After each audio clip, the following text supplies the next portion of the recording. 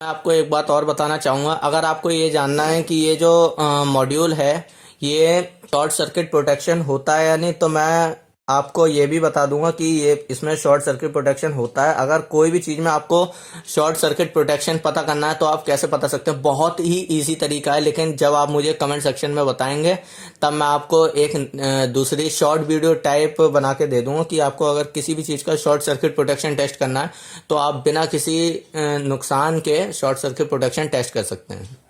तो कैसे हैं आप सब? तो जैसा कि आप देख सकते हैं, शायद मैंने इसे अपनी पिछली वीडियोस में नहीं दिखाया है। मैंने कोई दूसरी बेंच पावर सप्लाई या फिर वेरिएबल पावर सप्लाई कह सकते हैं आप। तो मैंने पिछले वीडियोस में आपको दूसरी पावर सप्लाई दिखाई थी, और इस वीडियो में मैं आपको ये दिखाना चाहता हूँ कि जिनके पास भी ये जो मॉड्यूल या बक कन्वर्टर जिसे कहते हैं, जो वेरिएबल पावर सप्लाई में बहुत काम आता है। ये देखिए, ये मेरी वेरिएबल पावर सप्लाई है। तो इलेक्ट्रॉनिक्स में अगर आपके पास ये वेरिएबल पावर सप्लाई नहीं है तो कुछ ना कुछ अधूरा रह ही जाता है, क्योंकि इलेक्ट्रॉनिक्स की अगर आपको नॉलेज है तो आपको एक पावर सप्लाई तो ज़रूर होनी चाहिए आपके पास।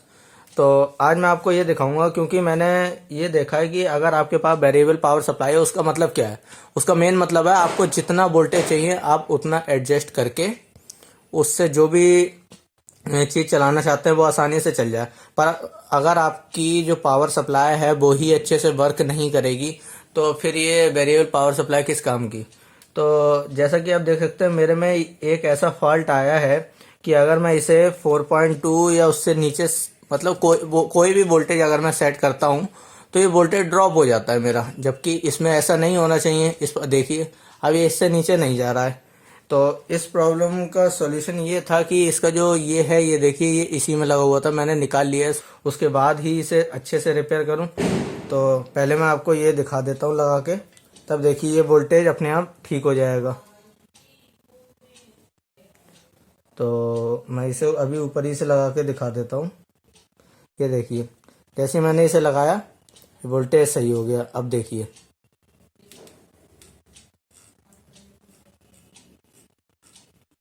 ये एडजस्ट भी होने लगा और सही से वर्क भी कर रहा है। पर अब भी इसमें प्रॉब्लम क्या है, मैंने ये पीछे से लगा के केवल आपको चेक कराने के लिए करा है। अब देखिए, जैसे ही मैं इसे 4.2 पे सेट करता हूँ कोई लिथियम बैटरी चार्ज करने के लिए, तो मैं एक सेकंड इसमें एक लिथियम बैटरी लगा लेता हूँ। तो जैसा कि आप देख सकते हैं, मैंने अभी एक इसमें ये लिथियम सेल अटैच कर लिया। अब मैं जैसे ही इसे कनेक्ट करूँगा तो ये देखिए, ये चार्ज करने की बजाय देखिए इसका बैटरी का वोल्टेज दिखाने लग रहा है। मतलब ये वोल्टेज ड्रॉप हो जा रहा है। ये देखिए, ये चार्ज ही नहीं कर रहा, और इस समय जो बैटरी वोल्टेज है वो भी 3.4 3.5 के समथिंग है। तो ये उसी वोल्ट पे आ जा रहा है। ऐसा क्यों? अब अगर मैं इसे 4.4 वोल्ट से और एबव ले जाता हूँ, मान लीजिए 5.3 समथिंग ले जाता हूँ, तो ये देखिए ये तब भी बहुत कम एम्पियर पे इसे चार्ज कर रहा है और वो भी वोल्टेज ड्रॉप कर रहा है। अब अगर मैं इसे इतने वोल्ट से चार्ज करूंगा तो मेरा कोई फायदा ही नहीं हुआ बेंच पावर सप्लाई का। तो इसकी प्रॉब्लम क्या है? तो सबसे पहले मैंने ये सोचा हो सकता है वोल्टेज एडजस्टमेंट में कोई प्रॉब्लम आ रही है, क्योंकि ये मेरा मॉड्यूल कोई ज़्यादा पुराना नहीं है। हाँ, मेरी पावर सप्लाई थोड़ी पुरानी है, क्योंकि ये पहले मोबाइल की पावर सप्लाई हुआ करती थी जो कि मुझे 12 से 15 वोल्ट और 2 एम्पियर देती थी। वो मेरे लिए सफिशिएंट नहीं था, क्योंकि मुझे काफ़ी चीज़ें चेक करनी होती थी। वो 12 वोल्ट की भी हो सकती है, 15, 17, 18। तो मैंने इसे 24 वोल्ट का बनाया है और ये 24 वोल्ट पर मुझे 10 एम्पियर देती है। तो इससे मैं मोबाइल भी चेक कर सकता हूँ और कोई भी जो भी एप्लीयंसेस है उसे भी चेक कर सकता हूँ। लेकिन अब इसमें प्रॉब्लम ये है कि अगर मैं इसे 4.2 पे सेट करता हूँ तो ये मान लीजिए 4.2 पे ना हो के ड्रॉप हो जाता है और फिर कुछ भी चार्ज नहीं करता। तो इसका प्रॉब्लम क्या है? तो आप ये मॉड्यूल के बारे में तो थोड़ा बहुत जानते ही होंगे। ये बक मॉड्यूल है जो 300 वाट का है। तो इसमें प्रॉब्लम क्या थी? तो सबसे पहले मैंने इसे चेक किया। ये देखिए, इसमें एक आईसी लगी होती है। तो इस आईसी को मैंने सोचा हो सकता है कि इसी के चक्कर में ये ना कर रहा हो। इसका नंबर आपको क्लियरली नहीं दिखेगा, मैं आपको कमेंट सेक्शन में बता दूंगा। तो मैंने सोचा इस चक्कर हो सकता है ये ख़राब हो, तो मैंने इसे मार्केट से लाके चेंज कर दिया। उसके बाद प्रॉब्लम देखा तो उसके बाद भी प्रॉब्लम ठीक नहीं हुई। फिर मैंने ये देखा कि ये क्या चीज़ है, तो ये एक रेगुलेटर है जो इस आईसी को सप्लाई देता है। और बाकी इसमें कुछ इस सेक्शन के अलावा कुछ है नहीं। एक यहाँ पे ये मॉसफेट टाइप कह सकते हैं इसे, क्योंकि ये एक स्विचिंग आईसी है।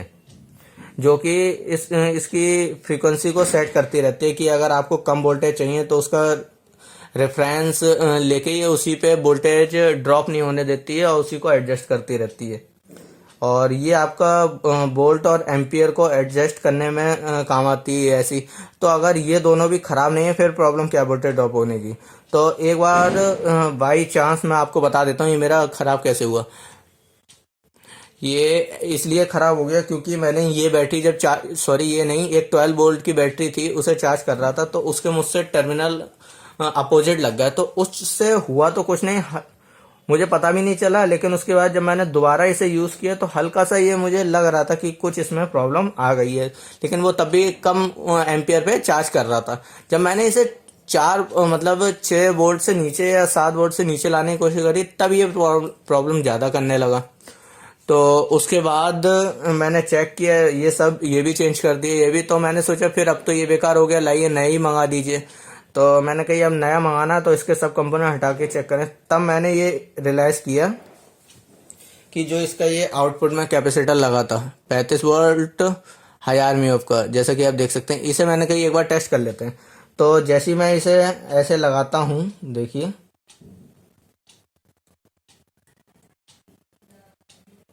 ये देखिए, तो वोल्टेज सही हो जा रहा है। लेकिन अब आप सोचेंगे ये तो सही है, रॉन्ग है, ये ही डैमेज है। क्योंकि अब इसमें जब मैंने आउटपुट में रिवर्स वोल्टेज दिया था तो इसकी जो कैपेसिटी थी इसको स्टोर करने की चार्ज, वो हो गई है खत्म। तो अब ये स्टोर नहीं कर पा रहा है। एक बार आप वोल्टेज देख लीजिए, जब मैं ये लगा रहा हूँ तो ये कितने वोल्टेज ले रहा है और ये हटा रहा हूँ तब कितने वोल्टेज आ रहे हैं। तो एक बार ये चेक कर लीजिए, ये देखिए इस समय ये 5.23 पे आया। अब मैं एक जो नया कैपेसिटर लाया हूँ उसे यूज करके दिखाता हूँ आपको। तो ये मैंने सेम, थोड़ा सा साइज में बड़ा है, वो कोई दिक्कत नहीं है, 35 वोल्ट 1000 mAh का। और अब आप इसमें डिफरेंस देखिएगा, जैसे मैं इसे यूज करता हूँ। आपको ये खास ध्यान रखना है कि नेगेटिव और पॉजिटिव गलत नहीं होने चाहिए बिल्कुल भी। ये देखिए अब ये कितने वोल्ट पे आया है, 3.6। अब मैं इसे एक बार फिर से 4.2 पे सेट कर देता हूँ। तो ये 4.2 पे मेरा सेट हो गया है। ठीक, अब मैं आपको इससे लिथियम बैटरी चार्ज करके दिखाता हूँ। तो देखिए इस समय एम्पियर मैंने शायद फुल कर रखे हैं, तो एम्पियर पे इतना ध्यान मत दीजिएगा। ये देखिए अब ये लगभग 2 एम्पियर जा रहा है। ये जो मेरा एम्पियर मीटर है ये भी मैंने इसमें थोड़ा सा एडजस्टमेंट किया है। मान लीजिए जब ये 1 एम्पियर शो करता है उसका मतलब है यहाँ पे 3 एम्पियर ड्रॉ हो रहे हैं। तो ये मोबाइल की सप्लाई थी, इसमें ज़्यादा आप कुछ कर नहीं सकते क्योंकि इसमें फिक्स एक वो आता है कि आप 2 एम्पियर से ऊपर इसमें दिखाएगा नहीं, और यहाँ पे एक फिक्स वोल्टेज था। तो मैंने थोड़ा सा एडजस्टमेंट करके इसे 24 कर दिया है, लेकिन इसे एडजस्ट नहीं कर पाया। हो सकता है आगे मैं इसे भी एडजस्ट कर लूँ। तो देखिए अब सेम वोल्टेज देखिए कितना 0.1 केवल ड्रॉप हुआ, वो इसलिए क्योंकि बैटरी, ये देखिए यहाँ पे 3 एम्पियर आ रहा है। आप ये चेक कीजिए, बस यहाँ 3 एम्पियर आ रहा है, और ये इसलिए ड्रॉप हुआ क्योंकि बैटरी का वोल्टेज जब तक 4.2 तक नहीं आ जाएगा तब तक वो थोड़ा सा नीचे दिखाएगा। ये तो आपको पता ही है। तो यही इसकी प्रॉब्लम थी। यूट्यूब पे मैंने थोड़ा बहुत सर्च किया था, लेकिन कोई भी मॉड्यूल को रिपेयर करना नहीं बताता था, ना ही ये बताता था कि कौन सा सेक्शन किस लिए वर्क करता है।